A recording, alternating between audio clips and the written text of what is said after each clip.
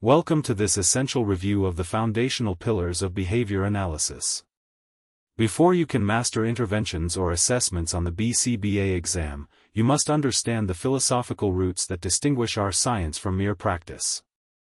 This segment will clarify the critical A for distinction between behaviorism, the experimental analysis of behavior, EAB, applied behavior analysis, ABA, and professional practice, a distinction that appears directly on the exam.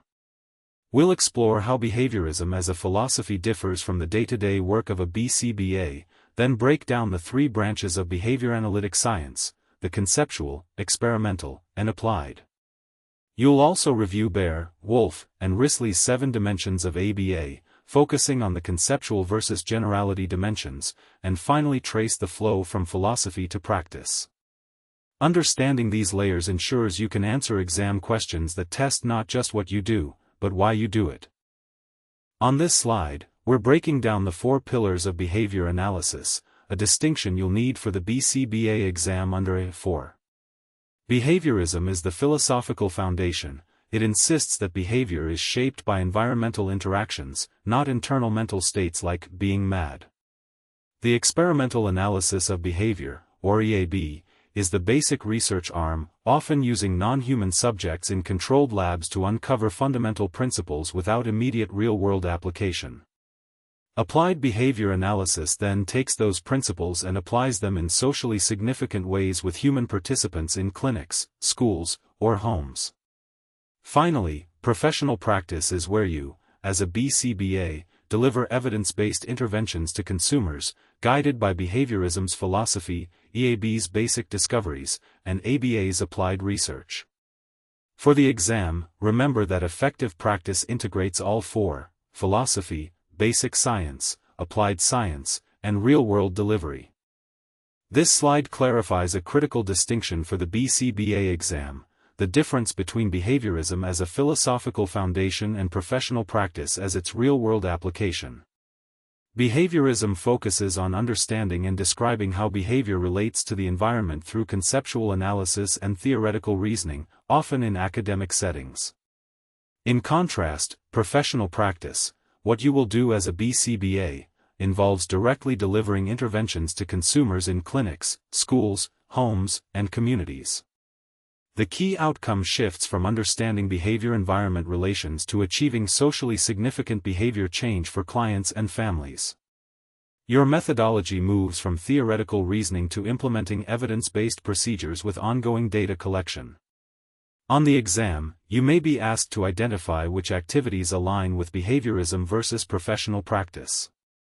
Remember that both EAB and ABA research inform your intervention selection, but your role is to apply that research practically, not just describe it. This distinction is foundational for ethical, effective practice. On this slide, we see the 3 interconnected branches of behavior analysis as a science: behaviorism, the experimental analysis of behavior, EAB, and applied behavior analysis, ABA.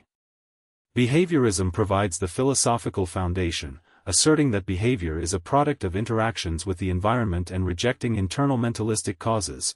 This aligns with the deterministic and empirical assumptions you'll need for the exam. EAB is the basic research arm, discovering fundamental principles like reinforcement and punishment through controlled lab studies, often with non-human subjects. It's not immediately concerned with real-world application but supplies the scientific bedrock. ABA then translates those principles into practice, targeting socially significant human behavior in natural settings like schools and clinics, with a focus on observable, measurable outcomes and experimental control. For the BCBA exam, you must distinguish these branches. Behaviorism is the philosophy, EAB is the basic science, and ABA is the applied science that bridges research to professional practice. Understanding this hierarchy helps you justify interventions as evidence-based and conceptually systematic. On this slide, we're diving into the first 4 of the 7 dimensions of ABA as outlined by Baer, Wolf, and Risley, a foundational framework you will see tested on the BCBA exam. Applied means we target socially significant behaviors that truly improve a client's daily life, like teaching a child to dress themselves rather than a trivial skill. Behavioral insists we focus only on observable, measurable actions, for example, counting correct name-writing attempts rather than relying on subjective feelings. Analytic requires us to demonstrate experimental control, proving that our intervention caused the behavior change through careful design. Technological demands that procedures be described so clearly that another BCBA can replicate them exactly, ensuring consistency across providers. For the exam, expect scenario-based questions where you must identify which dimension is being violated or emphasized. Mastering these distinctions is essential for both the test and ethical practice. On this slide, we contrast two of the 7 dimensions of applied behavior analysis: conceptually systematic and generality. The conceptually systematic dimension requires that every intervention you design is explicitly linked to the core principles of behavior, like reinforcement, extinction, or stimulus control. This ensures your procedures are grounded in research, not fads, which is critical for the BCBA exam because you'll be asked to identify interventions that are consistent with behavior analysis or based on principles. In contrast, the generality dimension focuses on whether behavior change transfers across settings, people, and time, and whether it spreads to other untrained behaviors. For the exam, look for terms like generalization, maintenance, or across settings. A strong example: after imitation training using reinforcement, a client dresses independently both at home and school. This dimension maximizes long-term impact and social validity, ensuring treatment isn't just effective in one context but truly changes lives. This slide clarifies a critical distinction you must master for the BCBA exam: the flow from philosophy to practice. Behaviorism provides the foundational worldview. Assumptions like determinism, behavior is lawful, and empiricism, knowledge comes from observation, shape how you view behavior-environment relations.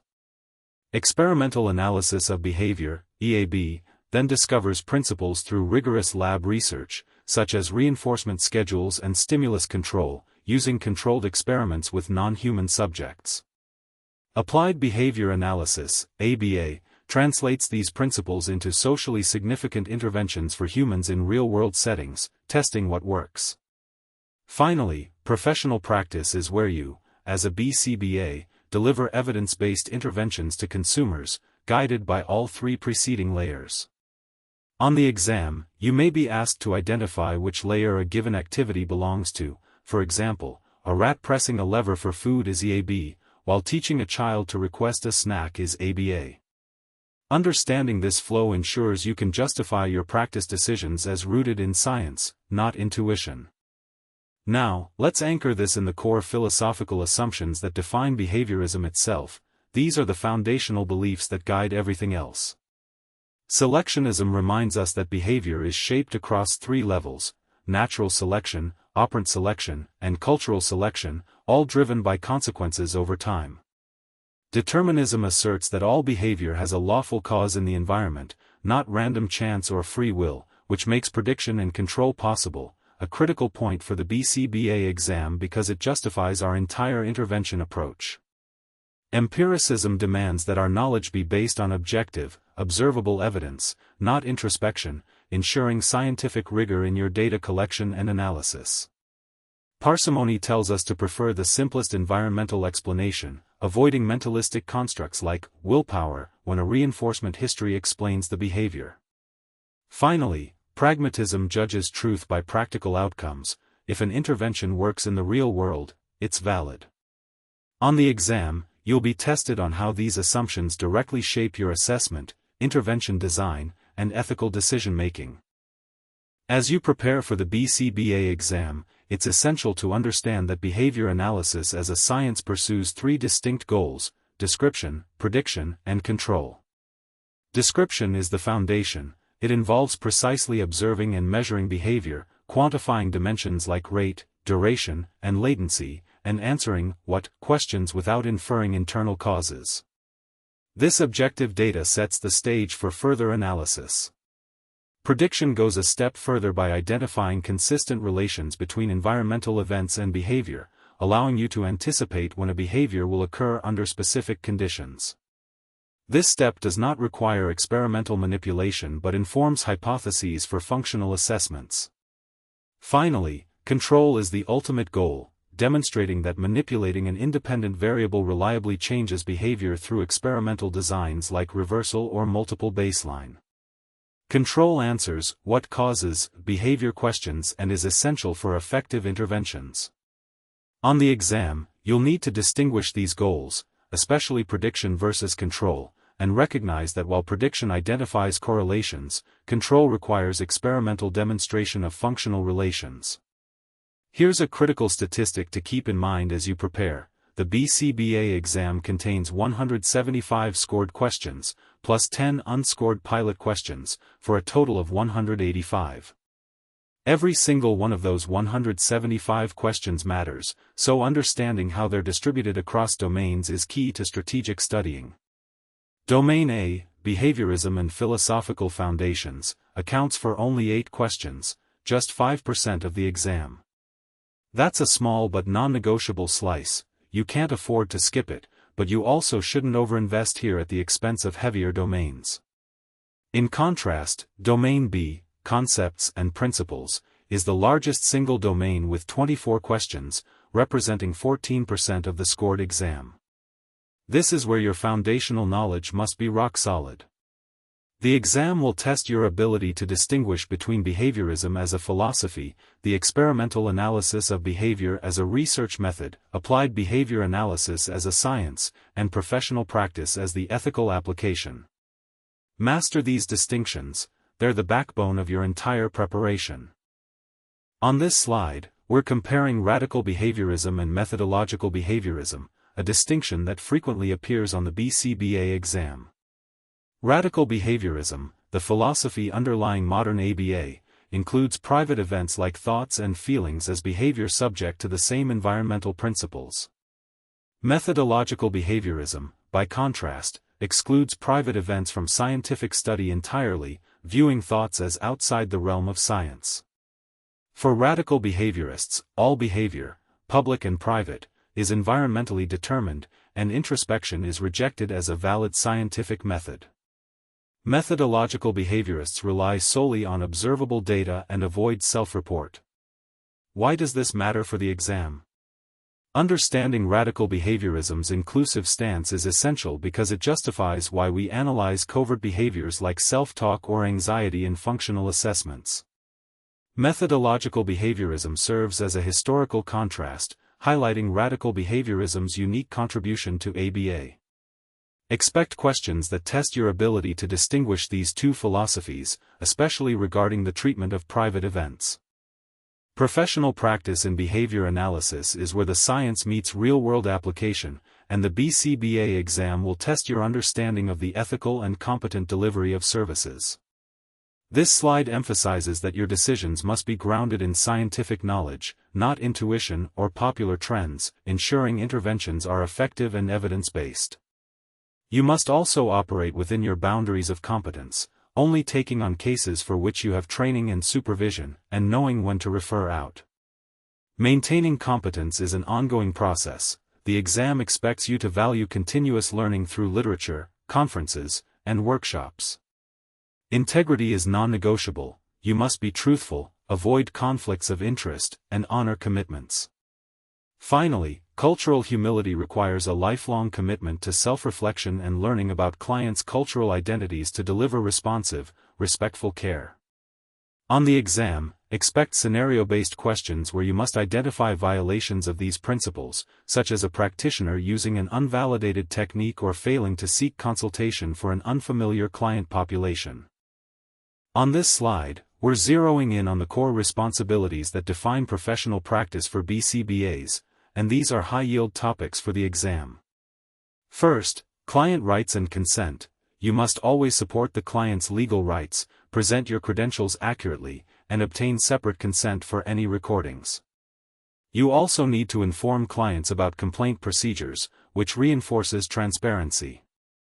Confidentiality is equally critical. Protect it from the start, minimize intrusions, and only disclose information with consent or as law requires. For documentation, maintain detailed records consistent with best practices and legal standards, and retain data for at least 7 years per the Ethics Code. Finally, service discontinuation must be handled carefully. Stop services when the client no longer needs them, isn't benefiting, or requests termination, and always provide appropriate pre-termination support. On the exam, expect scenario-based questions testing your ability to apply these ethical and legal obligations in real-world practice. As we close this module, remember that the distinction between behaviorism as a philosophy, EAB as the basic science, ABA as the applied technology, and professional practice as its ethical delivery is the backbone of your A4 understanding.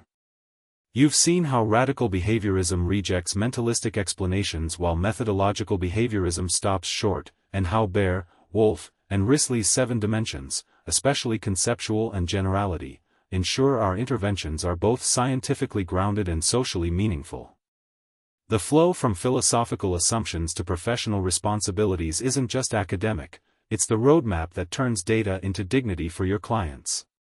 On the exam, expect questions that test your ability to distinguish these layers, not just memorize definitions.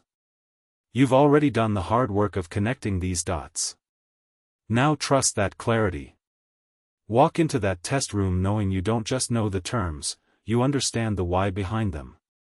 Keep pushing, keep practicing, and let this foundation carry you to success.